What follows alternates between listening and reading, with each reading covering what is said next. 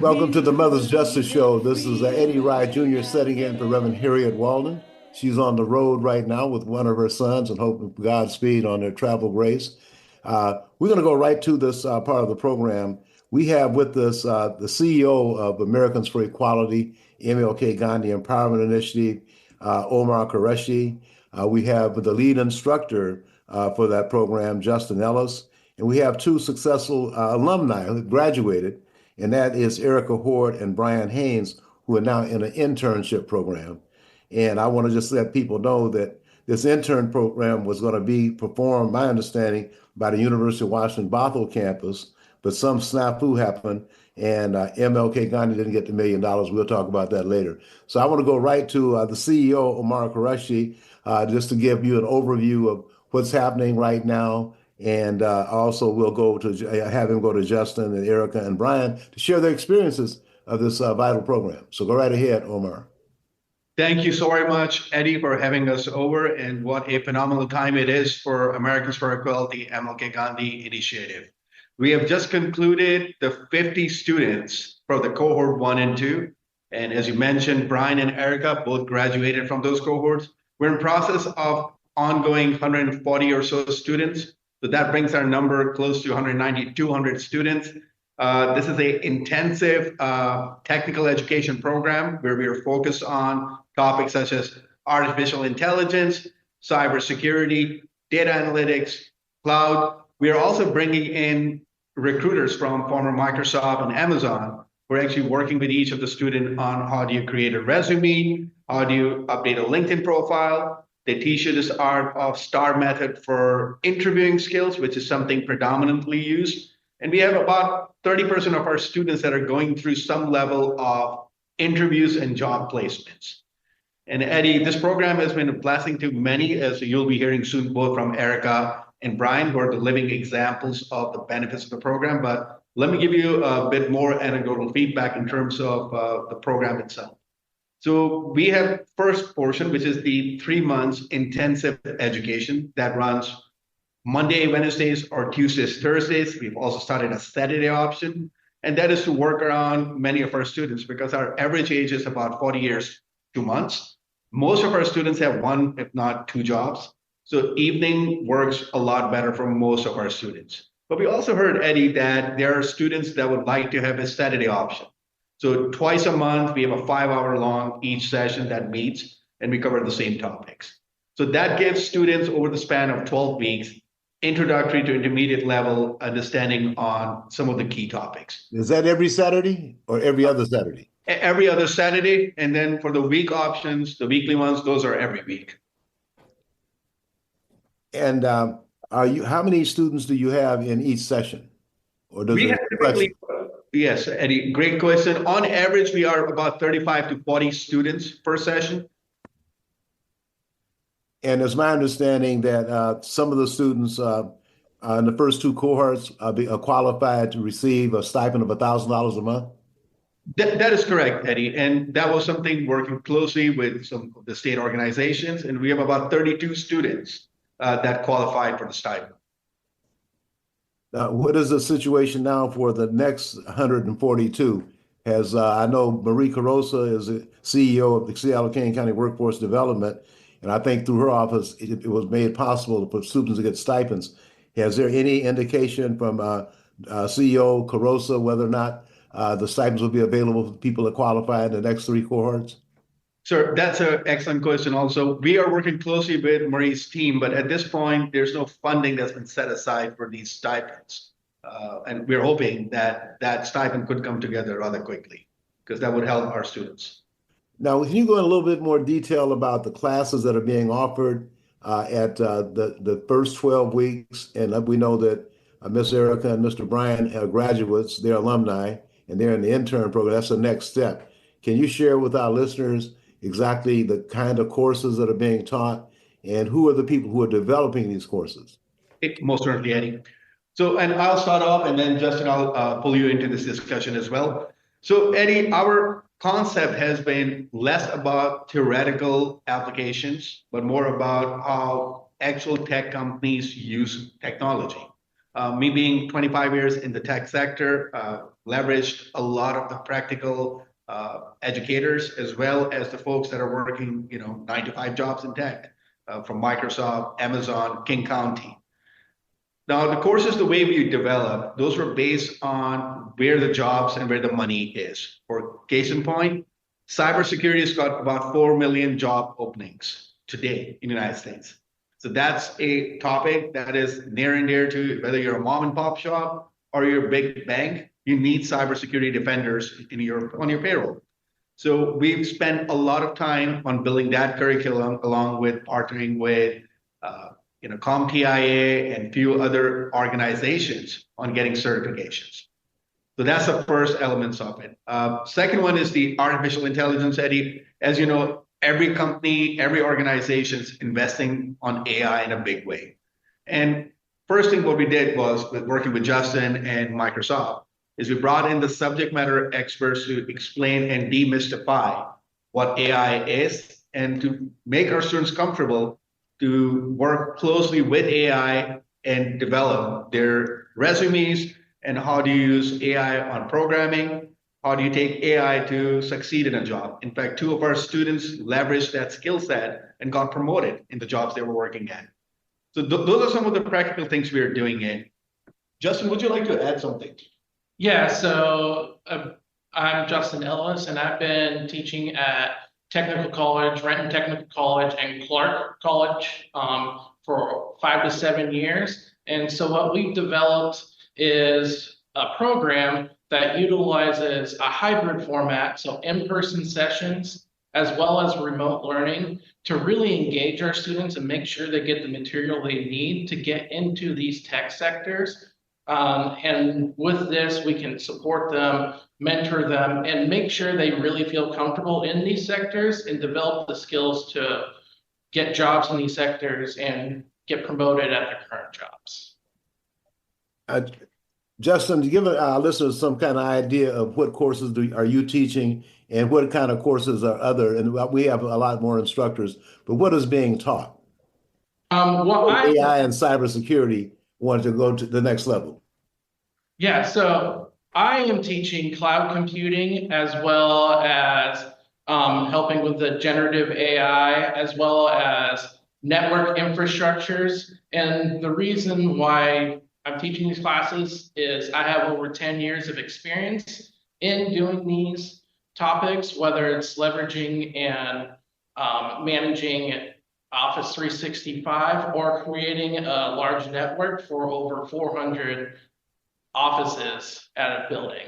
And we have leveraged with other instructors who are subject matter experts in cybersecurity, generative AI, and then, as Omer mentioned, HR and recruiting to really not only teach them, but as well as get their foot in the door into all these jobs that in cybersecurity or cloud.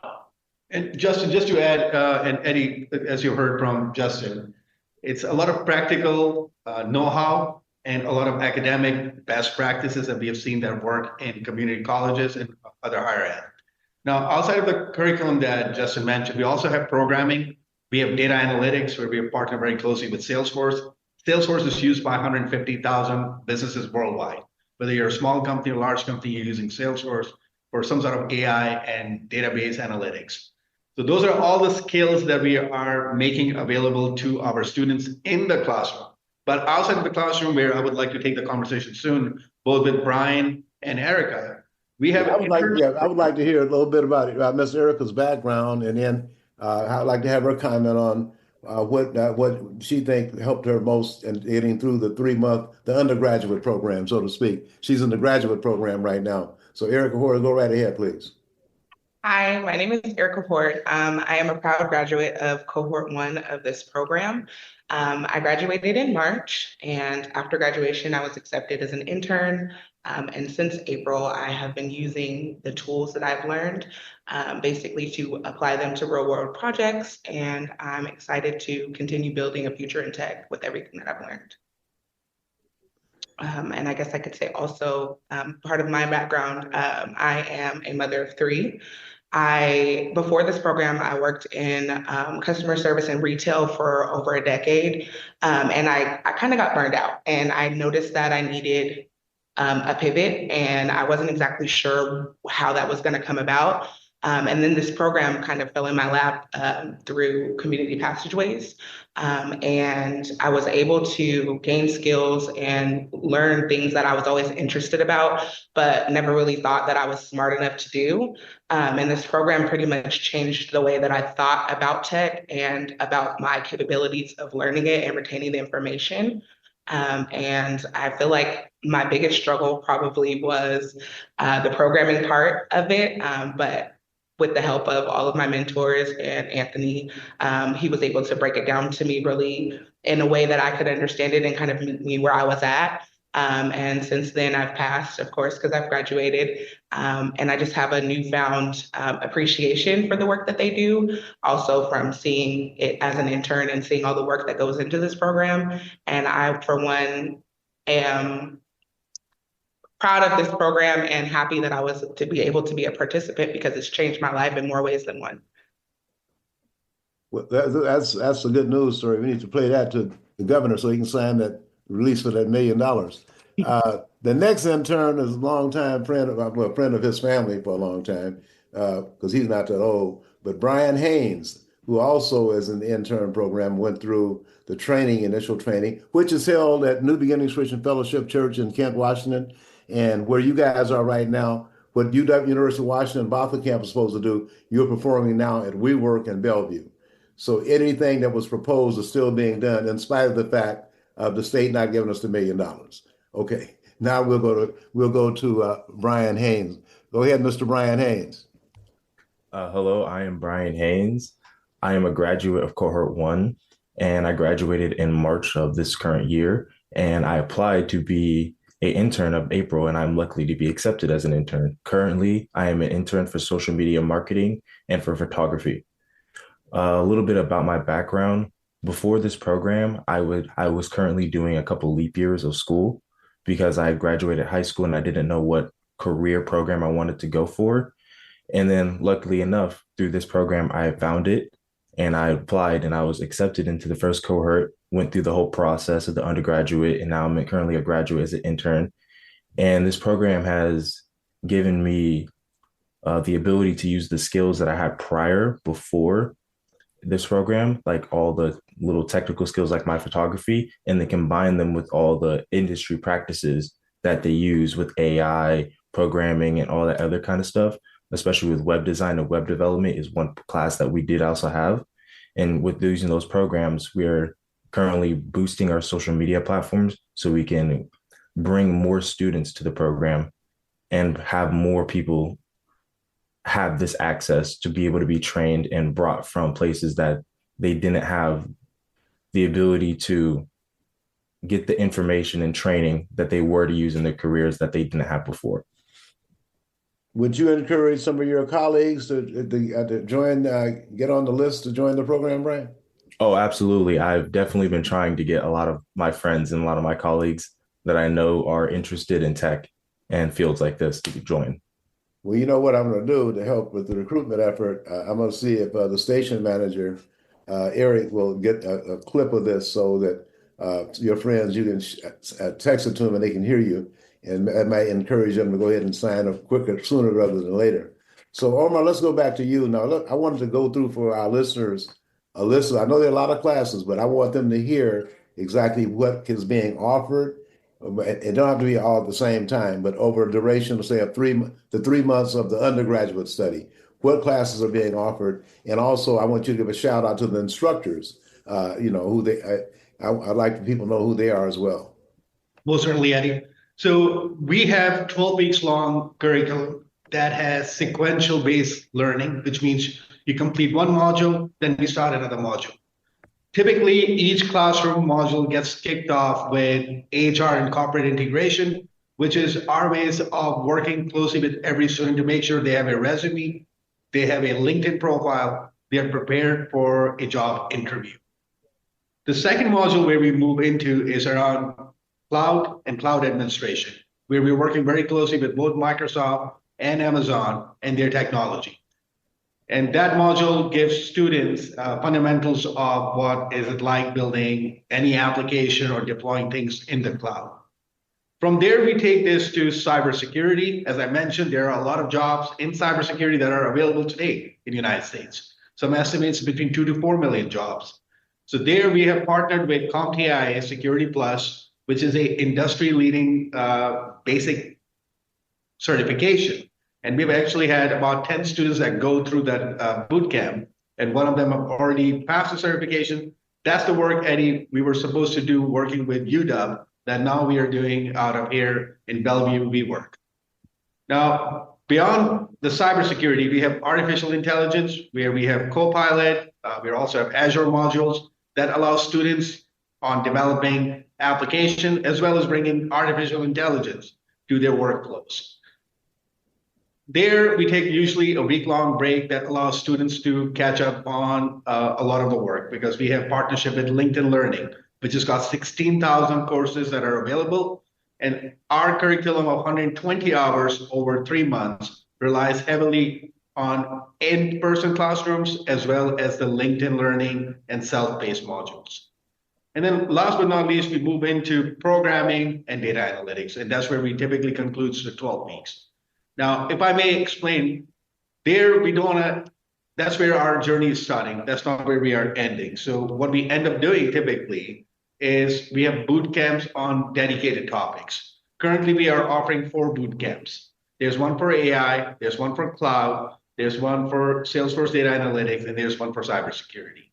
This allows students to spend 100+ hours dedicated on one topic. We have state-of-the-art facilities here at WeWork, something that we would have had with UW, but we still wanted to deliver on this. And Eddie, what you'll be amazed to see here is we have students who are spending 100+ hours to leave with a industry certification that has starting jobs anywhere from 85,000 to 130,000, based on their passion, based on their work. Well, Omar, it's a good message, but we're out of time. Yes, sir. So I want to thank Eric Hoard. I'm glad to see that you're succeeding. Brian Haynes, thank you. And Justin Ellis, thank you for your commitment and dedication to pass that information on. And Omer, you've done an outstanding job in bringing all the pieces together. But once again, I would have to tell folks that MLK Gandhi had, according to Representative Sharon Tomiko Santos, in the budget 2022-2023, had $500,000 each year for the program you're doing at WeWork for UW-Bothell. And we got the letter from and the email from the former president saying that they never didn't touch the money, and the money should go to where it's supposed to come, and that was to us. So hopefully we'll get something done. But anyway, before we go, I want to let people know I am the chair of the board for Americans for Equality and for MLK Gandhi Empowerment Initiative. So I want to thank you guys once again for all the work you're doing. Ryan, you and Erica, you guys are good examples of what can happen. So thank you very much. And this program will be available probably in a couple of hours on Alexa, so you can hear it for quite a while. So thank you very much.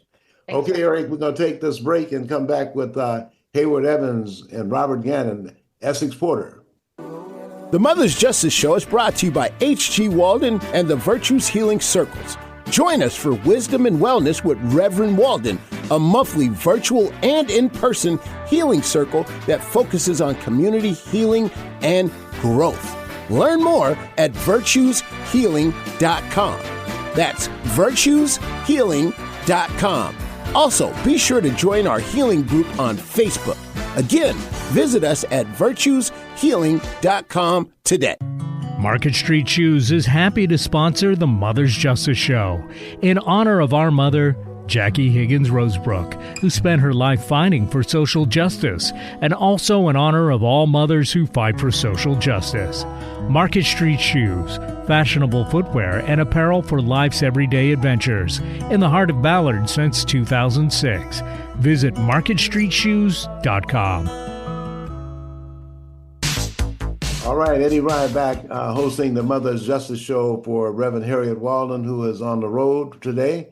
My next guest is Robert Gant, Hayward Evans, and Essex Porter. And we have planning a toast to the late Leon Lee Carter, longtime news guy, that started at KYAC with Beltry Johnson and Don Dudley. Hayward Evans' father-in-law was Don Dudley. So it's very important for him to be here. And then Essex Porter later on, I worked closely, I guess, with Lee Carter. They were crossing circles. And I'm sure they remember the National Black Journalism Society. So why don't we start with Robert Gant and talk a little bit about Lee and some of the things he did off the set. My background with Lee started back when he was working with KYC when we first started here. I met Lee because of my interest in starting in television. I started in I started working at Como. My first job at Como was in 1968 as a film editor, long before they started having video, right before they having video. Subsequent to that, later on, a couple of years later, down the line in the early 70s, a group of us, with Eddie will remember, and Hayward too, I was starting into college, I think Norm, and there was Leonard Berry and a lot of the different people that we know. We always had a group of people that we met all the time. I guess we kind of simply, we were younger than Black intellectuals starting out in our different careers and focuses that we wanted to go into. One of the things that drew me to Lee and I were both interested in television. With a few of us were starting into television in the early years. Lee being one, myself, Leonard Berry being another. Leonard was more of a director himself. Myself, I was more going into directing and producing, and Lee being a host and a producer.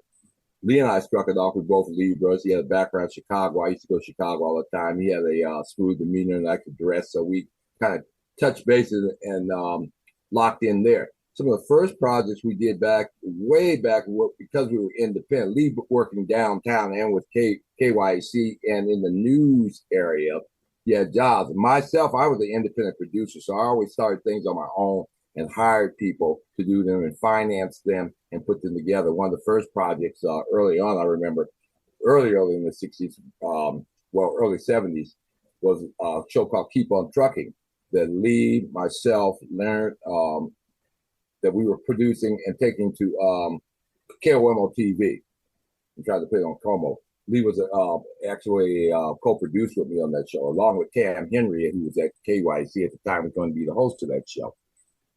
So we put that deal together. Lee was a joy to work with, very smooth and professional, always, very smooth and professional. Even then, I always used to tell him, she'd been on the national news, he'd been perfect as a commentator nationally because he was so smooth in terms of his demeanor and how he worked at it. Subsequent to that, down the years, as we went on, Lee worked at Cairo and other stations that he worked with. And I think after a few years, this was the latter part of the years, we came back together. We got together because we were independent and decided to put a radio show together on a radio show here on the station here in Seattle called Puget Sound Business News, which I produced and Lee hosted. It was a 3-hour show a day going over the business news of the country and locally and the country that we put together and broadcast every day on a station. And we did that from the ground up, put the company together, we got office space together, and did what we needed to do from that aspect. One of the things I say about Lee, once again, that early era was an era where we were all going into television. I think we formed at that time, it was a National Black Journal, but I think at that time, early on, we formed our own minority of Black television people. Myself, I think it was got Charles Horn, a few of us that were here who was actually in the television. And at that time, it was early stages of videotape. I don't think they were even using color. We still using a big camera, Plummer County cameras, and huge cameras and things of that nature. So, as I say again, Lee was a fantastic person, a fantastic producer, and a fantastic host. Could have did what he wanted to do, and could have did more than he could nationally. I think a lot of times, as we well know in Essex, and some people know, there's a corporate side where you're working in television, and then there's the independent side. Sometimes the corporate side runs into your aspects of what you want to do philosophically. And some people can work within that framework, some can't. As you notice, a lot of times you'll see CNN where they change the host, or MSNBC. As the administration change, they go from liberal to more conservative because it's all based on rating. Lee didn't always like to play those games all the time because he was straightforward about what he wanted to do and always was telling the truth and being the news. So as you well know, that's who he was and that's what he was about. Well, Robert, you mentioned the 60s. Lee was a frequent guest along with Beltry Johnson and Vivian Phillips. I hosted a Model Cities program. He had Oscar Productions headed up by Nate Long. Right. Had an agreement with KOMO, and I was the first host of Action Inner City. Right, I remember. That was about 69, about 72. And matter of fact, right after that, the next host was Steve Poole. Correct. And then after that was Jim Brown. So, Right, right. So that was an effort then to bring people in. They would, like you said, Leonard was the director for that for actually the city. And we also had like Gary Wong, other people in the community who would learn how to use the cameras. So I want to go to since we get that close before I can go to Essex, I want to go to Hayward Evans because Lee Carter started his broadcast career at KYAC that was owned by then Don Dudley. And Lee got the job. It was a $75 a week from the Seattle Urban League, OJT job. And look at what that $75 led to at his historic career that he had. So here, you want to share some thoughts about Lee Carter and the KYAC and relationships? Because you had to running some of the VSU during them days. There you go. And then talking about KYAC. I'm glad this is being stated, and I'm glad that we're having a toast to Lee Carter on the 30th at the Esquire Club. To me, it's very critical that we recognize those folks who participated and who's really have helped to develop history here in the Seattle area. But going back to Lee Carter, in 1965, when the station was owned by white folks, they were exploiting the black community, making money off of our records. Black people were paid less than the folks on KJR and the other radio stations. We all know this. And like you said, Lee was there through an internship. So we were just breaking into the industry. Well, there in 69, it was Lee Carter and Frank P. Barrow and a few of the others at the station who came about a protest against the ownership then. And that's when Don Dudley, my father-in-law, helped intervene, and they established KYAC Radio. First black-owned radio station, owned and operated it. And the beauty was bringing news, and again, as you point out, bringing news to the community that otherwise no way we would have received it. No way we would have known about that little fried chicken down the street, or what was going on with the Esquire Club, or to the Black and Tan. We wouldn't have known anything. So the radio station was instrumental. That radio station was instrumental in us getting our news out to the community, and for that I'm just so proud. Soul of the Northwest, what was that? They had a show, the Sugar Hill Gang. I mean, come on, these are classics. Before rap was popular, we had to rap there at KYC Radio. So I'm just proud to be associated with it, and I'm proud of the fact, again, that we're doing something on Friday the 30th for Lee Carter. He deserves this toast, and it's important that, again, we remember those folks, what they've done in our community, because when people pass, they get lost. The history gets lost in time. And I think it's important that we cherish that. We embrace that, and we embrace our people, especially those people whose shoulders, now that current people, the Eddie, the kids you were interviewing before, are standing on Lee's shoulders as they move up in this tech age. Yeah, Hayward, I want to say that your father-in-law, the late Don Dudley, brought me in to KYAC to host a radio program. He also brought Jesse Weinberry in I think Jesse was in high school or college. But anyway, at the time, we were at the station was on Queen Anne Hill. And then we moved down to 3rd Avenue, downtown 3rd Avenue. And I was also, KYC was very instrumental in helping change the name of Empire Way to Martin Luther King Jr. Way. Because all the on-air personalities were promoted like every time they were on the air. And I was there when the station was sold. They said, well, but with Wayne Parks, that's a consulting firm. So, it did not go under, it was sold. So I wanted to make sure people know that. But yeah, Don Dudley got me a start in my broadcast career on KYAC as well. Well, they got exploited. If I may share, they owned the FM station as well, 96.5. That's right. And they tried to get a refinance. They wouldn't do it for them, but they did it for the white folks down in San Francisco. Same time. In fact, the listenership was larger here. It was definitely, if I may, bank redlining. He had 200. He had two stations, an FM and an AM, and needed $200,000.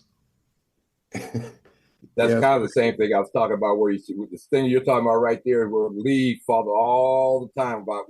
He and I always talk about the corporate end. One of the reasons I was independent, where I didn't work for somebody, did the same thing, but produce it yourself, raise it yourself, control it yourself. You still follow the same obstacle, but you had a little bit more control about the battles you fought. You weren't always on defense. You were a lot of times on offense. Lee liked to be on offense also. So a lot of what he did. That's those things that you're speaking of started from there. All of us are the same, pretty much the same way. I know Hayward and Eddie, for sure. Essex, I know in your job that you do pretty much the same thing. You wouldn't have lasted as long as you have where you're at if that wasn't the case. Yeah, that's true. Now let's go to Essex Porter, longtime Cairo TV political reporter and all kind of reporting. And he's retired, and I can't believe it. He's too young to retire. But welcome, Essex Porter, and I'd like to have you share some of your TV experience that you've had, not just with yourself, but also with Lee. Well, first, I'm truly honored to be on with these real pioneers, and I have to admit, as I hear the stories for the first time in a long time, I am feeling young. Because you guys are the groundbreakers here. You know, I'm not a Seattle native. I came here back in '82. I'm a military kid. I just decided to make Seattle my home, and just decided to be a news reporter here as long as they would let me. And even if it didn't feel like they wanted me around that particular day, I was staying. And most of the people who might have had a different opinion left long before I did. So and it was really an honor to work with Lee. He came to the station shortly after I did, because, you know, as you outlined, he had already had a long career here in broadcasting. He had already been at Channel 5. One of his former colleagues at Channel 5 was the news director at Channel 7, and hired him. I think it was only a few months, probably less than a year after I got there. So, you know, I got to see someone who had honestly been through a lot more, built a lot more in his career, really knew the town, you know, work here, and just be an example to me, because I truly was much younger at the time. And you know, Lee, you know, always stood up for getting the story right, and being honest with the viewers. And you know, that's helped me kind of formulate one of the approaches that I always had was, you know, be fair to all the contending sides of a story, but first be fair to the viewers, or if you're writing, the readers or the listeners. And Lee very much stood for that, and was an example to all of us.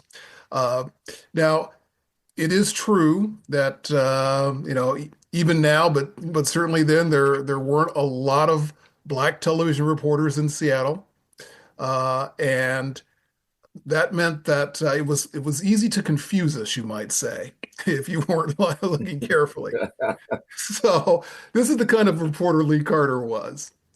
One morning, there's a bomb threat at the county courthouse, and Lee is the first reporter there, and he's covering the bomb threat. And I come in to relieve Lee as the story continues. So, you know, the courthouse, I come in on the 3rd Avenue side, and I walk up to the courthouse on the 3rd Avenue side of the courthouse, on the courthouse side of the street. And the law enforcement officer comes out and yells at me, "I told you not to come on this side of the street." And I just got here. What are you talking about? And then I realize Lee Carter, a reporter who nobody stops, has already been over there and has already been thrown out. And this guy thinks he's throwing Lee Carter out the second time. So, you know, just a great man, a great example, a great role model to a lot of us. And you didn't have to be Black to see Lee as a role model, because he was a great reporter, an example of the kind of reporter, service to the viewer, service to the community, that we all really should be.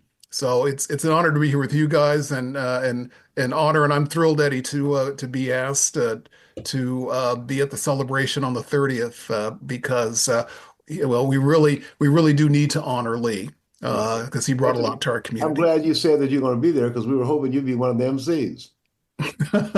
Yeah, well, yes, I will be one of the MCs. You and I have talked, and I've agreed to. Okay, all right. I've agreed well, to I do thought that. maybe you forgot. No. Okay. Yeah, one of the MCs you said. Yeah, I see.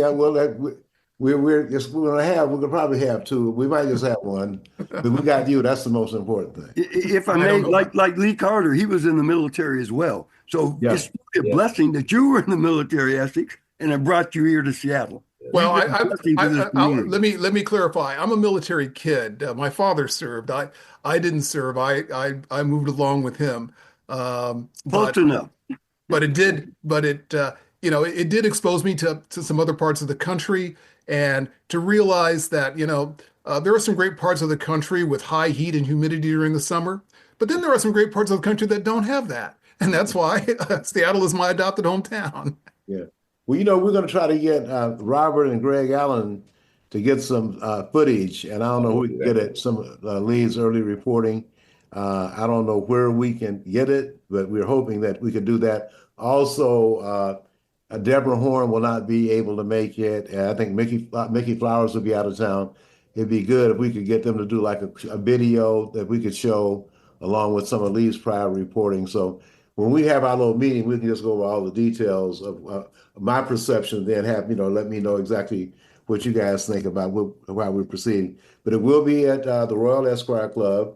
And we are encouraging people that like Claude Burfeck with the King County Labor Council, Michelle Merriweather at the Urban League, Dr. Angela over at Bird Bar Place. We're going to be asking people to support this event. So that was the other thing. And the Martin Luther King Commemoration Committee through the Urban League Metropolitan Seattle will be the fiscal agent.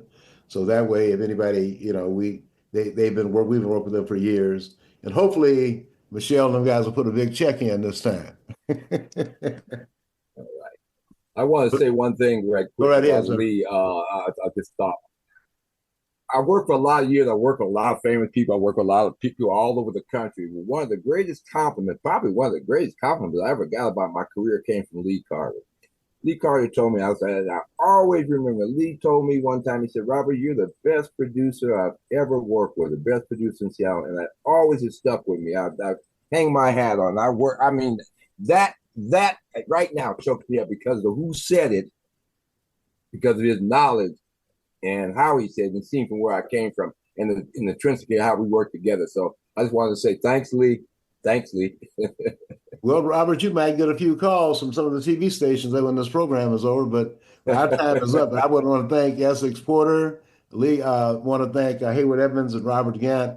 Once again, we should have something in the local press about the May 30th, 6 to 9, a toast to Lee Carter, May 30th, which is a Friday, 6 to 9 at the Royal Esquire Club. So thank y'all very much, and I'll be talking to you soon because we have to finish this planning on this event. All right? All right, looking forward to it. All right, great. Great.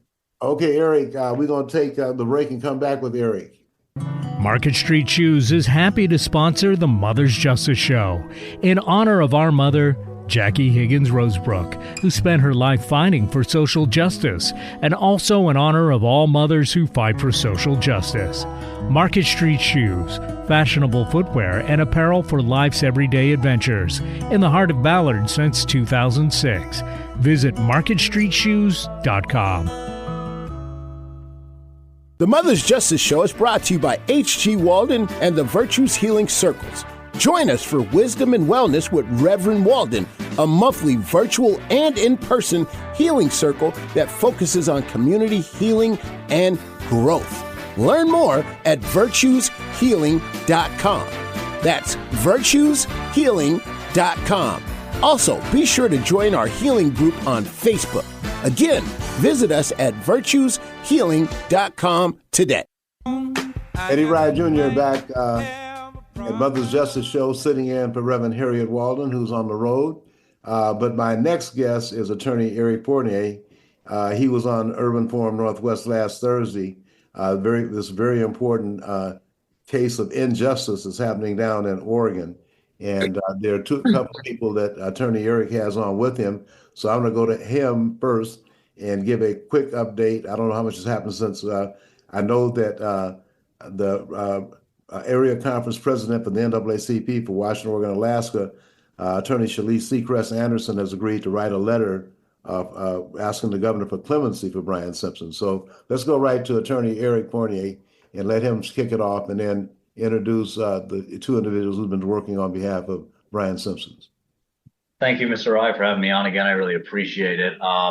As you said, I'm an attorney here in Grants Pass, Oregon. I represent Bryan Simpson. He's a LAC firefighter, a wildland firefighter, bringing up forest fires for our state when we need those firefighters, no doubt about it. Overall, pretty good guy, very involved in his community, father of four. He was attacked by one of his fellow white firefighters. There's no question who started the fight. Admitted to throwing the first punch at him. There was testimony that he was shouting racial slurs, including the N-word at him. And, Bryan hit him back, as, defended himself. And I guess the state felt he won the fight by too much. And the all-white jury convicted him, and he got 70 months in prison. He's not even eligible for good time, so he did every day of that sentence. The aggressor even admitted that he chased after him after Bryan disengaged in the fight. He's like, this guy just keeps coming at me. And it's gained a fair amount of attention here in Southern Oregon, even Oregon as a whole, a little bit. And, there was some questions with me, I think, when I was on your program last week saying, what have you been doing? Well, I've been doing some, but the people who are really doing a lot of the heavy lifting are people associated with BASE, which is an organization down in Southern Oregon. It stands for, I would get this wrong, I think it's Black Alliance and Social Empowerment. I think that maybe you got it. Oh, I got it. All right. Tina Jo Neal, who's with me, has been working with them, as has Dominic Simpson, and Dominic is actually the brother of Bryan Simpson. So I think they would probably be in a better position to tell you all of the grassroots activism they're doing. They're doing a fantastic job. Hopefully we can get enough attention and Governor Kotek can exercise her clemency. Okay. Yes, thank you for having us. Okay, we're going to Dom, the brother. Yes, I am Bryan Simpson's brother. We grew up together in Cincinnati, and he was a part of my life, very crucial time in my teenage years. And, I watched him grow into the artist and to moving to California to chase his new dreams of being a firefighter, which, growing up, I didn't think that was his path that he would take, but here he is doing his thing. And I've always looked up to him, and it's just really tough to see the situation that our family is being put through because of the outcome of the trial. So I'm really thankful to have TJ with us, along with BASE, helping us step by step and pushing out the message just for Hakiym, and getting thousands of signatures from California to Oregon to Cincinnati. We just really need the public support and just all the help that we can get. So we really appreciate everything. Well, I shared the information with James Posey, who's president of the Portland NAACP as well. So that hopefully he's a definitely go-getter and a defender of justice. So hopefully he'll get on board with the Portland NAACP as well. And I think there's a member of Congress from, I think, the 5th Congressional District in Oregon, a lady about it, is it Janelle Bynum? Correct. Okay, I really would think that she should be contacted as well. I know they separate government stuff, but a lot of times federally elected officials can have a lot of influence on the governor, especially if they want something in the budget. But with this Congress, I don't know, it might not be possible. But anyway, so let's go to TJ, who's been working in terms of organizing support for Bryan Simpson. Hi, yes, thanks for having me on. I mean, I'm one of many, right? There's a lot of people who are really outraged by this whole situation and trying to get him free. I think that reaching out to politicians is key for sure, and NAACP and other organizations. So far, we've been able to get some solid letters of support from a few different organizations and some heavy hitters, but we just need more of a voice. We had a packet sent to the governor, Tina Kotek, a few weeks ago 3,000 signatures, a lot of background information, some testimonials to his character, that sort of thing, but have not been able to secure a meeting with her yet. So I think what we really need to do is get the voice of a lot of her constituents. We need a lot more pressure. So this radio show is a huge part of that. So thank you so much. And if you have other media connections or suggestions for us, we are all ears. Can you let our listeners know some of the other organizations that are supporting the release of Bryan Simpson? Yeah, we've already had a strong letter from the NAACP down in the Eugene, Springfield area. We had a really powerful letter from Glendora Claybrooks from the National Action Network, Reverend Al Sharpton's organization. We've had the Black Stentorians in LA, which is a Black firefighting organization dating back to the 50s. They have a museum down there. They're very long-standing supporters of Black firefighters. Black Women Lead, Don't Shoot Portland, a bunch of wildland firefighters in Eugene. Gosh, who am I missing, you guys? Well, you gave us quite a few.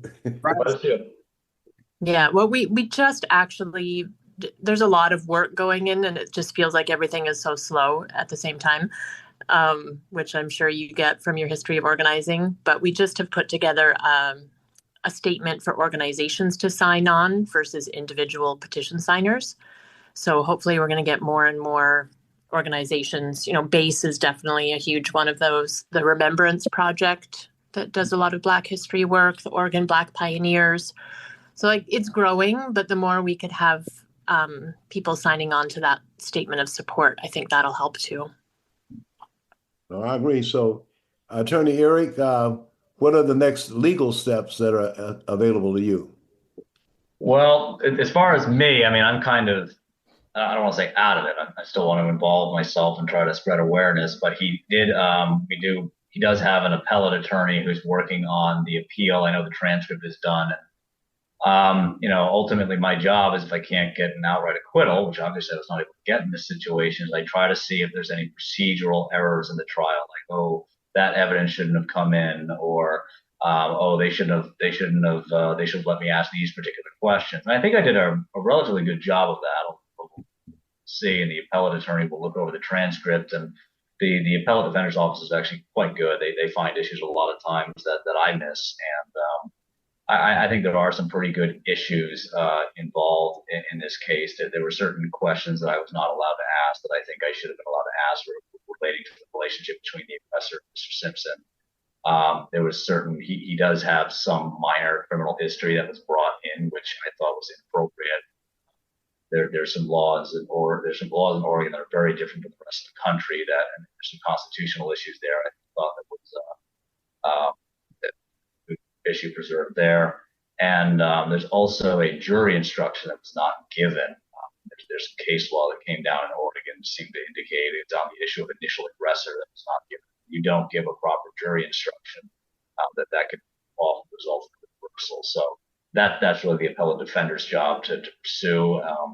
And I have full confidence in their ability to do it. But in the meantime, we need, just as Tina Jo and Dominic were saying, they're just trying to get the word out. And I actually did contact Ms. Bynum's office, I think probably shortly after my appearance on your show last week, and I talked to one of her aides, and she seemed pretty appalled and said she was going to talk with her team and get back to me. I haven't gotten anything back yet, but you got to stay optimistic in this business, and I do believe that justice will ultimately prevail in this case. Well, what happened to Mr. Simpson was just truly abominable, and I got to do my part to see what happens. Well, let the listeners know how you contacted me. Well, I actually contacted Maxine Waters' office. I called about 12 different congressmen and women one day, and I got in touch with an aide in Maxine Waters' office, and they said, well, we're district, and there's certain ethical rules that congressmen have to follow and all that kind of stuff, but you need to call Eddie Rye. He's the guy. It's like, okay, well, here's his phone number. Here, give him a call. I was like, oh, come on, I'm just a nobody. He's not going to talk to me. And sure enough, Mr. Rye picked up the phone and was very polite, talked to me, and was enthusiastically supportive of the effort. So I got to thank you, Mr. Rye, for everything you've done so far. You've really given us a good shot in the arm. We needed that. I'm down for justice for all people. Can I weigh in on that? Go right ahead. Just as far as the appeals process goes, I think it's really important to consider a couple things. One is that process is so long. Very slow. Years. Years. His sentence is 70 months. He's already been incarcerated for 10 months. Wow. You know, it could be another 3 years, and then they could say, okay, have another trial now, right? So the system is not obviously serving him well. And so it feels like part of our job, yes, supporting the appeals process, but also is creating more of a court of public opinion and letting that weigh in, because there were so many things that did not happen in trial. Reading the court transcripts is shocking, really. Like, there's so much involved that they weren't allowed to speak about or wasn't spoken about. He had one witness on his behalf. Hakiym did, Bryan Simpson. He had one witness on his behalf. And one of the jurors later bumped into Eric Fournier on the show here through the course of business and just was like, hey, I recognize you from the trial. And she told him in that conversation that the reason they did not convict, or the reason that they chose to convict him, was because they didn't believe his witness. They thought he was covering for him. And his witness was the only other Black man in the courtroom. Right? So what about the guy that started the fight? I understand that he testified that he was the aggressor and was also loaded on drugs. Right. If I turn this thing around, if it had been a Black guy that attacked a white guy and the Black guy said, I'm the aggressor, I tell you what, the person that got injured would not be going to jail, to have been the Black guy. Absolutely. Okay. This whole thing is just such a disgrace and such, I mean, it happens all the time, right? It happens across the country that we see how much race plays into the justice system, the legal system. I'm going to call Congresswoman Janelle Bynum, and I'm going to call Congresswoman Waters' office back and let her know that I did respond to their request to get involved. But I might also ask them to see what they can do, because they're not, Oregon's not in California, but she has a lot of influence. And I think that we need to do whatever we have to do to make sure justice is served, because the injustice has occurred. I mean, I just can't imagine the aggressor, the person that started it all, said, it was my fault, chase a guy for a quarter mile and run into some stuff that you can't handle. But anyway, Attorney Eric Fournier and TJ and Dom, thank you guys for your time today, and hopefully we'll push on until justice is served. Yes, I appreciate that. Thank you so much for having us on. All right. Thank you guys. Thank you. All right. Thanks very much.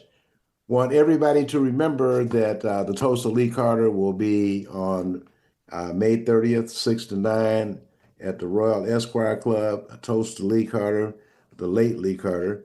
As you heard earlier in the program, we talked about some of the experiences that he had shared, some of the work he had shared with some of the guys like Essex Porter and Robert Gant. So, okay, then, this has been Eddie Rye for Mother's Justice Show today, and you can stay tuned for Urban Forum Northwest with Eddie Rye once again. So thanks, Eric.